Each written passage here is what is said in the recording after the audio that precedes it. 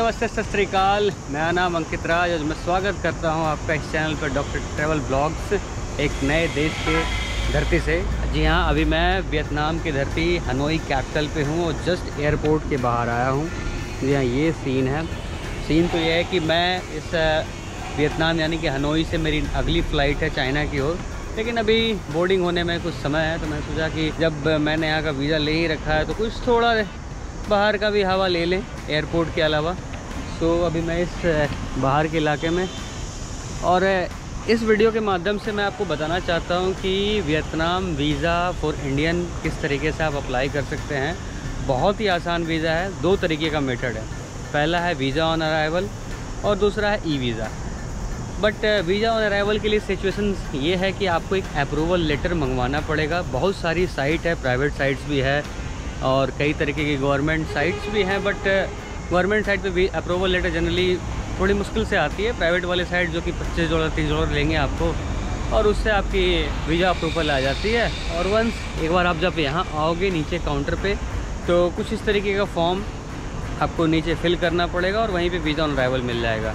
हालांकि दोस्तों, मैं आपको वीज़ा ऑन अराइवल की सलाह नहीं दूंगा, क्योंकि क्यों खामखा आप $20-25 $10 जो भी है आपका अप्रूवल लेटर के लिए आप खर्च करोगे।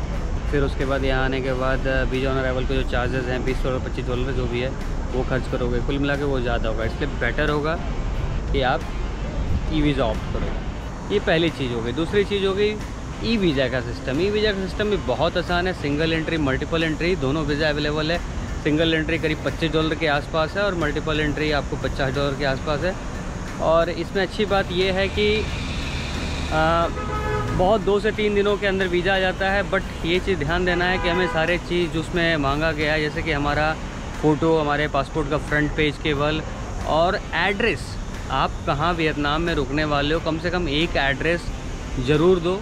अगर आप उस समय बुक नहीं कर पा रहे हो, जिस समय आप वीज़ा के लिए अप्लाई करो उससे आपने होटल बुक नहीं किया, तो कम से कम एक अगोड़ा वगैरह पे लेटर करके इस तरीके का बुक कर लो, ताकि मतलब वीज़ा वगैरह आने में कोई विलम्ब ना हो।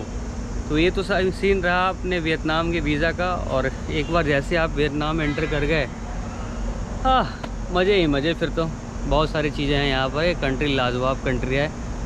एक ऐसा देश जिसने अमेरिका की उसकी नानी याद दिलवाई, क्योंकि अमेरिका ने ज़बरदस्ती यहाँ में उंगली करने की कोशिश की। लेकिन I will hats off to this वियतनामी people, they stand till the America is forced to go back from here. So really I admire the people of the Vietnam and I love them and my solid gratitude to them. और रही बात इस देश का, ये बहुत ही प्यारा देश है। अभी तो इस वीडियो में मैं ज़्यादा दिख नहीं पाऊँगा, क्योंकि मैं तुरंत मेरे को नहीं बोर्डिंग करनी है।